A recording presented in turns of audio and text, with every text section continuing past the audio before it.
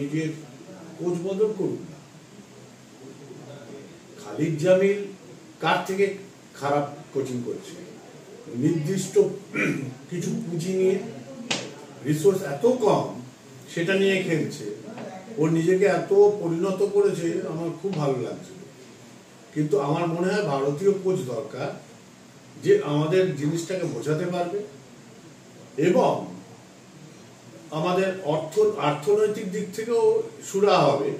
যেখানে আমাদের অর্থের সংকট আছে, ইউথকে এই অর্থটা ইউথদের ডেভেলপমেন্টের কাজে লাগা। এত কারি টাকা খরচা করে লাভটা কি হবে? এই দীর্ঘ বেশ কিছুদিন ধরে একই জিনিস হচ্ছে, লাভ নেই তো। তার থেকে ইয়েকে কোচ করুন, খালিদকে কোচ করুন, এবং আমাদের এই পিভি বিষ্ণু, ডেভিড, এই যে ইয়াং ছেলেগুলোকে নিয়ে আসুক। কতদিন আর এই এরা বাইরে থাকবে? এবং ঠিক আছে, যারা সার্ভিস দিয়েছে, তো সুনীল যথেষ্ট ইন্ডিয়া টিমকে দিয়েছে, আনপ্যারালালি দিয়েছে।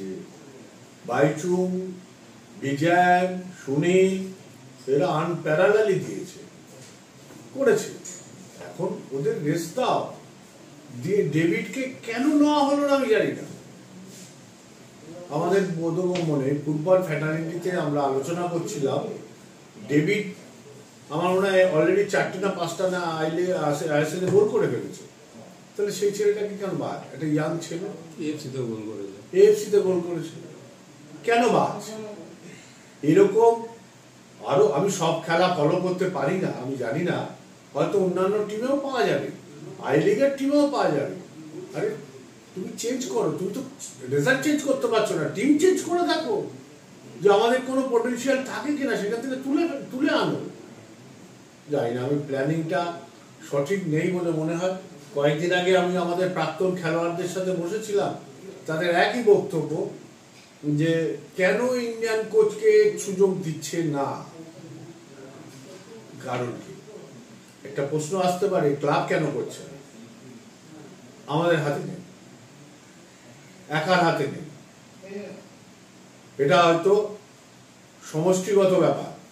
যদি আমাদের হাতে থাকে, অল ইন্ডিয়ার তো এই সমস্যা নেই যে ইনভেস্টারের তার ইনভলভমেন্ট আছে, তার মতামত নিতে হবে। আমাদের এখানে এবং ন্যাশনাল আইএসএল এর একটা ভাবনা চিন্তাও আছে ফরেন কোচ, যদিও ব্যতিক্রম জামশেদপুর আছে, কিন্তু এই জামশেদপুরকে দিয়ে বাকি লোকরা শিখুক না, খারাপ কি করছে? আমাদের দাবি খালিদকে কোচ করা হোক, এবং আমাদের যে স্টার আছে, ইয়াং স্টাররা, তারা সুযোগ পাক ন্যাশনাল টিমে, অল্প অল্প করে খেলে আসুক। বিশেষ করে ডেভিড এবং বিষ্ণুর প্রতি আমাদের এই দাবি রইল।